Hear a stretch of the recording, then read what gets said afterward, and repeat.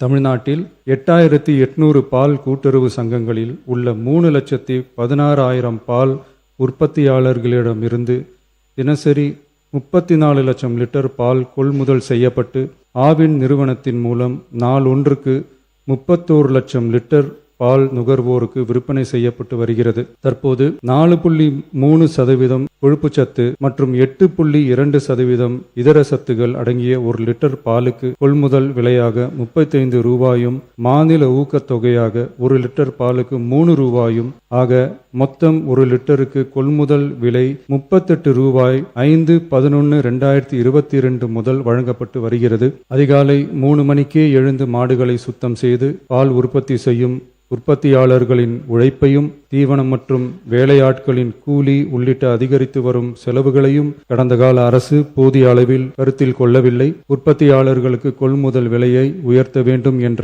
எண்ணம் கொஞ்சம் கூட இல்லாமல் இருந்துள்ளது.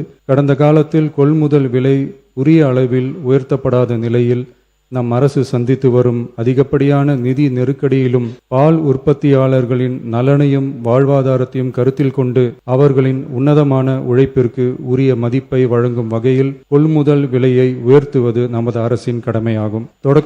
தொடக்க பால் உற்பத்தியாளர்கள் கூட்டுறவு சங்கங்களில் பால் வழங்கும் 3,16,000 மேலான பால் உற்பத்தியாளர்கள் பயனடையும் வகையில் பால் கொள்முதல் விலையை லிட்டர் ஒன்றுக்கு கூட்டுறவு சங்கம் மூலமாக 1 ரூபாய் உயர்த்தவும், மேலும் அரசு ஊக்கத்தொகை 3 ரூபாயிலிருந்து 5 ரூபாயாக உயர்த்தவும் ஆக மொத்தம் 1 லிட்டர் கொள்முதல் விலை 38 ரூபாயிலிருந்து 41 ரூபாயாக உயர்த்த அரசு முடிவு செய்துள்ளது. இந்த கொள்முதல் விலை உயர்வால் கூடுதலாக ஒரு மாதத்திற்கு ரூபாய் 30 கோடியும் ஒரு ஆண்டிற்கு 360 கோடியும் செலவாகும். ஒரு உயிரின் மதிப்பை அவரது வருமானம் தீர்மானிக்க கூடாது. வசதி படைத்தவர், வசதி குறைவானவர் என்ற நிலை மருத்துவத்துறையில் இருக்கக்கூடாது. அனைவருக்கும் சமமான மருத்துவ சேவை எளிதாக கிடைக்க வேண்டும் என்பதில் நமது அரசு உறுதியாக உள்ளது. மருத்துவம் என்பது சலுகை அல்ல, ஒவ்வொரு மனிதனின் அடிப்படை உரிமை. ஒரு மனிதனின் உயிரை காப்பாற்றுவதில் தாமதமாகும் ஒவ்வொரு நொடியும் மிக கொடியது. மருத்துவத்தை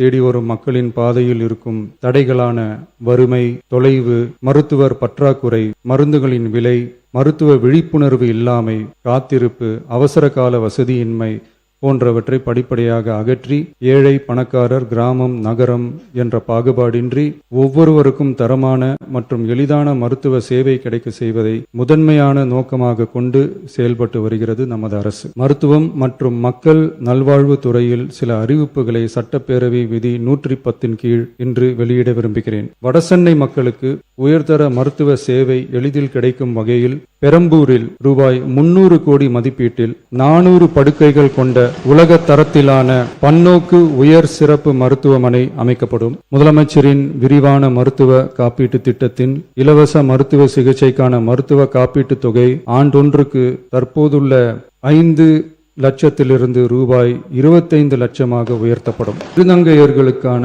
மருத்துவ மற்றும் அறுவை சிகிச்சை சேவைகள் கூடுதலாக சென்னை ஸ்டான்லி, திருநெல்வேலி, தூத்துக்குடி, செங்கல்பட்டு, திருவாரூர், தருமபுரி மற்றும் கன்னியாகுமரி ஆகிய 7 அரசு மருத்துவக் கல்லூரி மருத்துவமனைகளில் முதலமைச்சரின் விரிவான மருத்துவ காப்பீட்டு திட்டத்தின் கீழ் வழங்கப்படும்.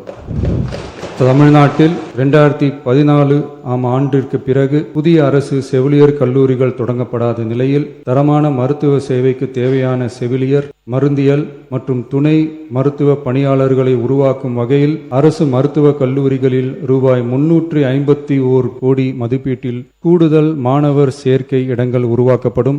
7 புதிய அரசு செவிலியர் கல்லூரிகள் தொடங்கப்பட்டு 660 BSc செவிலியர் மாணாக்கர் இடங்கள் உருவாக்கப்பட்டு ஏற்கனவே உள்ள செவிலியர் கல்லூரிகள் மற்றும் செவிலியர் பள்ளிகளில் கூடுதலாக 1925 கூடுதல் மாணாக்கர் இடங்கள், இயன்முறை மருத்துவம் உள்ளிட்ட 12 துணை மருத்துவ படிப்புகளில் 2778 மாணாக்கர் இடங்கள், மருந்தியல் படிப்புகளில் 735 கூடுதல் இடங்கள் என மொத்தம் சுமார் 6998 கூடுதல் மாணாக்கர் இடங்கள் உருவாக்கப்படும்.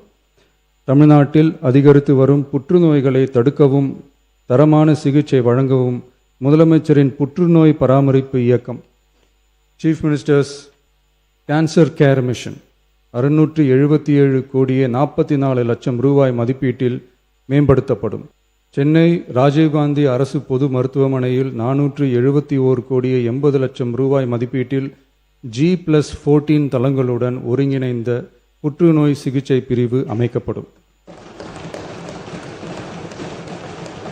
மேலும் 5 மண்டல புற்றுநோய் மையங்கள் regional cancer care centres Thanjavur, Coimbatore, Madurai, Tirunelveli மற்றும் விழுப்புரம் ஆகிய மருத்துவக் கல்லூரி மருத்துவமனைகளில் நிறுவப்படும். முதற்கட்டமாக மதுரை ராஜாஜி மருத்துவமனையில் ரூபாய் 84 கோடியில் G+8 தளங்களுடன் மண்டல புற்றுநோய் மையம் தொடங்கப்படும். ரொபாட்டிக் அறுவை சிகிச்சை லீனியர் ஆக்சிலரேட்டர் லினாக், கதிர்வீச்சு, நவீன கருவிகள், இலக்கு மற்றும் நோய் எதிர்ப்பு சிகிச்சைகளுக்காக அரசு மருத்துவக் கல்லூரி மருத்துவமனைகளுக்கு 106 கோடியே 17 லட்சம் ரூபாய் வழங்கப்படும். மருத்துவர்களுக்கு பயிற்சியும் நோயாளிகளுக்கு ஊட்டச்சத்து ஆதரவும் 2 கோடியே 77 லட்சம் ரூபாய் அளிக்கப்படும். மேலும் தருமபுரி, விழுப்புரம், திருவண்ணாமலை, பெரம்பலூர் மற்றும் அரியலூர் ஆகிய மாவட்டங்களில் 1.22 லட்சம் பெண்களுக்கு 8 கோடியே 70 லட்சம் ரூபாய் மதிப்பீட்டில் HPV DNA பரிசோதனை மேற்கொள்ளப்படும். மொத்தம் 673 கோடியே 44 லட்சம் ரூபாய் மதிப்பீட்டில் புற்றுநோய் தாக்கத்திலிருந்து மக்களை காக்கும் வகையில் பல்வேறு பணிகள் மேற்கொள்ளப்படும்.